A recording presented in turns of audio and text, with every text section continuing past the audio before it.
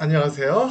자, 오늘은 DAP 조건, 인커텀즈 11가지 조건 중에 DAP 조건, Delivered at Place에 대해서 말씀드리도록 하겠습니다.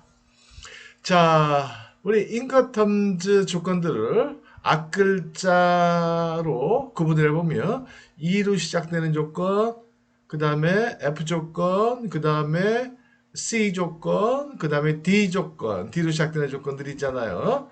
예. 자, 근데 이 D 조건의 공통점은 뭐냐? 여러분들이 아시다시피 그렇습니다. 그 D는 delivered의 약자다. delivery 하는 거는 갖다 준다라는 거죠. 그래서 D 조건의 특징은 DAT가 됐건 DPU가 됐건 DAP가 됐건 DDP가 됐건 어쨌든 수입지까지 도착할 때까지의 그 비용과 위험을 셀러가 부담한다라는 거죠. 그런데 어디까지 수입지에 어디까지냐라는 거는 D 조건의 마지막 글자 거기에 나타난다는 거죠. DAT면은 터미널, 수입지의 터미널까지. DAP면 여기서는 place. 여기서 얘기하는 place라는 거는 여러분들이 그냥 destination, 목적지 그렇게 생각하시면 돼요. 그러니까 셀러 바이어가 합의한 목적지까지 도착할 때까지의 비용과 운송에 따른 위험을 혹은 운송에 따른 위험으로 인한 손해를 셀러가 감당한다라는 거죠. 그런 특징이 있다라는 거예요. 이해가 되시겠죠? 그래서 DAP 조건 그러면 사실은 가장 중요한 거는 그 두 가지다라는 거죠. 수입지의 목적지까지, 셀러 바이어가 합의한 목적지까지.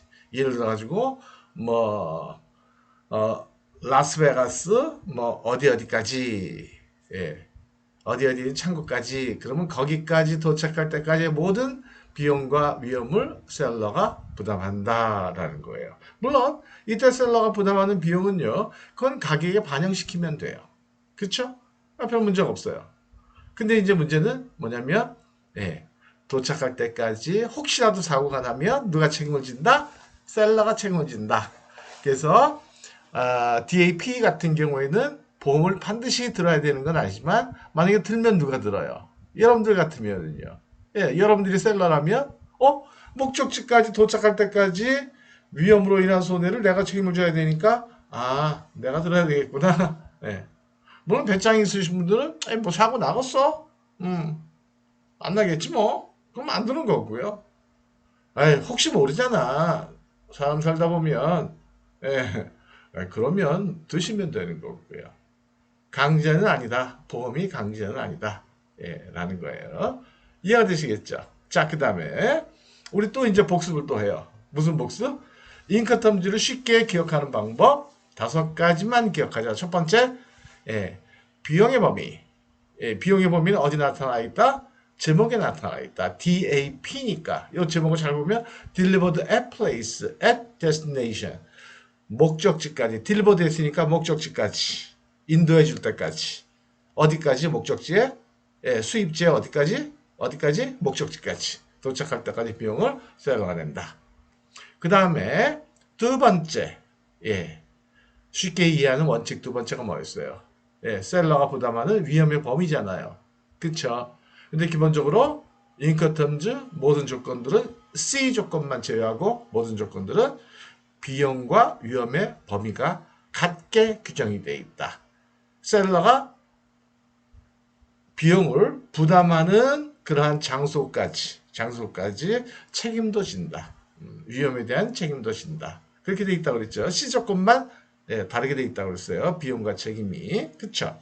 기억이 나시나요? 기억하셔야 되는데. 이게 얼마나 쉬워요. 근데 세 번째는요. 그러니까 억지로 외우는 게 아니라니까요. 비용만 외우면 그것도 외울 필요도 없잖아요. 제목에 딱 상징적으로 나타나니까. 세 번째는요. 운송계약. 운송계약은 누가 체결하느냐? 이거는 비용을 운송인한테 운송비를 지급하는 사람이 체결하도록 규정이 되어 있더라고요. 제가 연구해 보니까 그렇더라고요. 그러면 우리는 그 쉽게 기억하는 원칙 5가지 중에 첫 번째가 비용의 범위잖아요. 셀러가 지불하는 비용이 어디까지예요? 수입지, 목적지까지. 그러니까 당연히 운송계약을 누가 체결한다? 그 비용을 셀러가 지불하니까 셀러가 체결한다. 보험은 누가 든다? 보험은 안 들어도 되지만 만약에 든다면 누가 든다? 예, 셀러가 든다. 왜요? 이거는 우리 두 번째 원칙. 위험의 범위, 위험의 책임 범위. 셀러가 도착할 때가 책임지잖아요. 그러니까 사고가 나면 누가 손해를 봐요? 셀러가. 그러니까 들면은 셀러가 든다. 여러분들이 드시면 돼요. 예, 배포가 크신 분들은 인생을 낙천적으로 사시는 분들은 뭐 사고 나갔어? 그럼 안 들어도 상관없고요. 그 다음에 5번째, 수출 수입 통과는 누가 하느냐? 원칙이 뭐라고 그랬죠? 원칙이 수출 통과는 수출상, 수입 통과는 수입상. 근데 이제 예외가 뭐예요? 맨 먼저 공부했던 2로 시작되는 조건 중에 하나. 이 조건이 딱 하나밖에 없잖아요. EXW, XWORKS. 예. 그거는 수출 통과를 다 바이어가 한다. 그렇죠? 바이어가 와서 가져가는 거니까. 그렇죠? 셀러는 공장에서 물건만 구분만 해놓으면 돼요. 바이어가 가져갈 수 있도록. 그러니까 수출 통과는 하고 가져가야 되니까. 수입 통과는 당연히 자기가 하는 거고. 그 다음에 예외 두 번째, DDP 조건. 이제 다음 시간에 공부할 건데요. DDP 조건 같은 경우에는 세금까지도 다 바이어가 셀러가 내는 거거든요. 관세까지도 관세 포함 가격이니까. 예, 인도 조건이니까. 예, 그러니까 그거는 수출 통과를 다 누가 한다?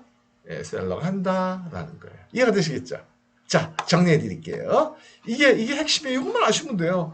이 정도만 아시면 충분한 거예요. 그쵸? 그러니까 가격 산정은 어떻게 한다? 수출 가격 산정은 DAP 조건으로 가격을 줘라 그러면 물건 값에다가 수입지에 도착할 때까지의 모든 비용을 플러스를 시키면 돼요. 간단하죠? 계산 어떻게 하냐고요? 여러분들이 계산하는 거 아니에요.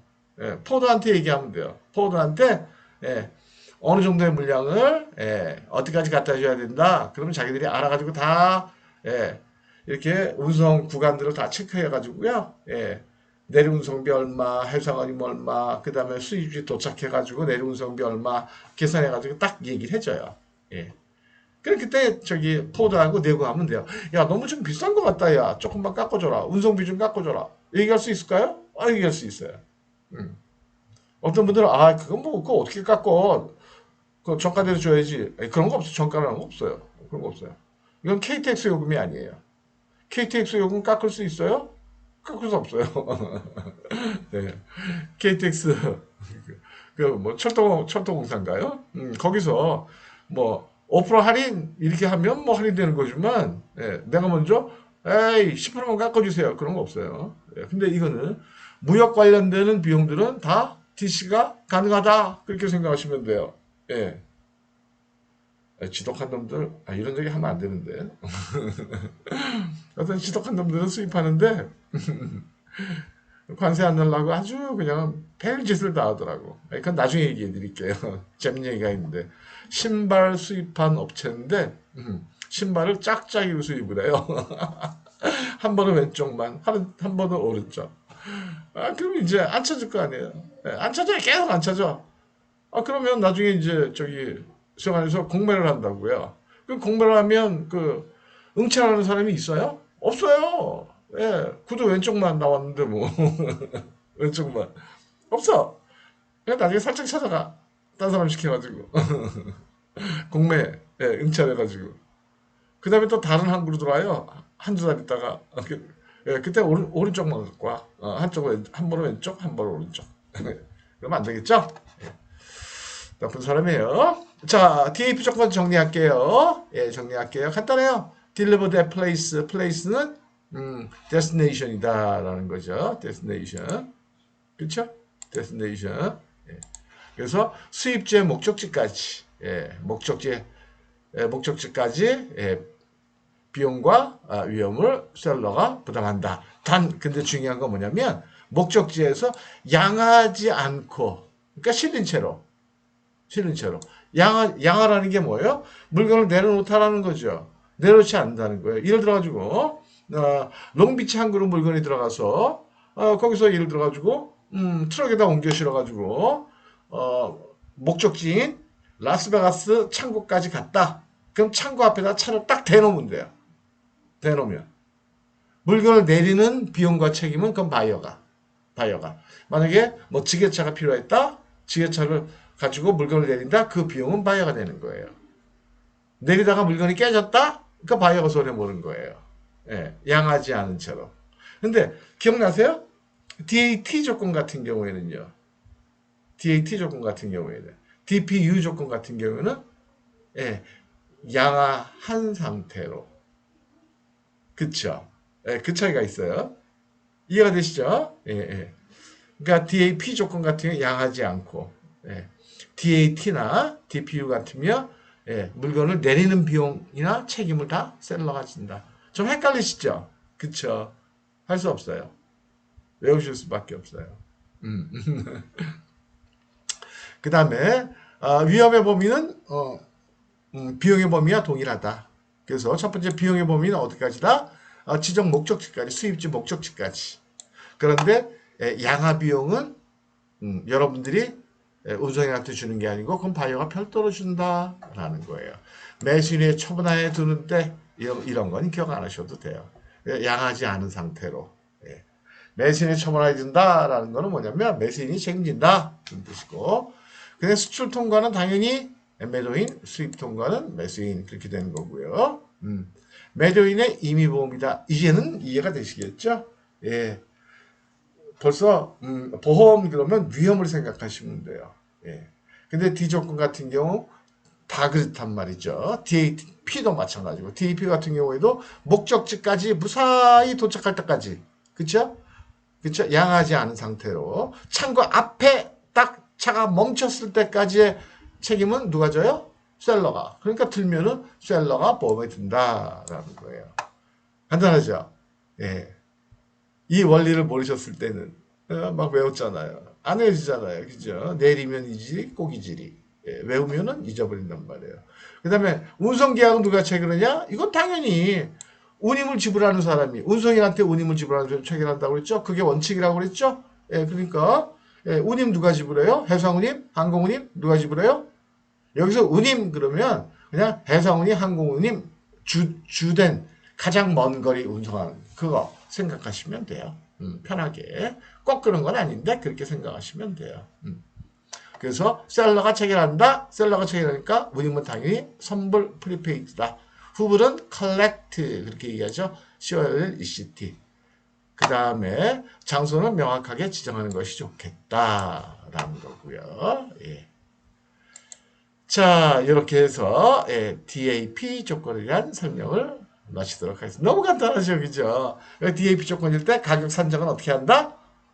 delivered at place니까 제목이 의미하는 대로 수입지에 delivered 어디까지? place 목적지까지 수입국의 목적지까지. 예. 이해가 되시죠? 미국이면 일단 미국까지. 미국의 어디? 바이어가 지정하는 아니면 합의한 최종 창고까지 비용. 그래서 그 비용을 가격에다 플러스를 시킨다. 그러면 그게 바로 DP 조건 가격이다라는 거죠. 이해가 되시겠죠? 그러니까 헷갈리시면 안 돼요. 비용을 셀러가 지불하는 건데 목적지까지 비용을 지불한다는 거는 셀러 돈으로 내라 그런 뜻이 아니라니까요. 아니고요. 아니고요. 운송인한테 누가 지불하느냐? 셀러가 지불한다니까요. 예. 그러니까 셀러가 지불하니까 셀러 입장에서는 바이어가 물건 달라고 그랬으니까 당연히 예, 도착시켜줘라는 지점까지의 비용은 받아야죠. 근데 어떻게 받는다고요? 가격에 포함시켜가지고. 그래서 우리가 편하게 그냥 그럴 때 그런 걸 DAP 가격이다. 그렇게 뭐 얘기한다는 거죠. 자, 이렇게 해서 오늘 강의를 마치도록 하겠습니다. 감사합니다. 네.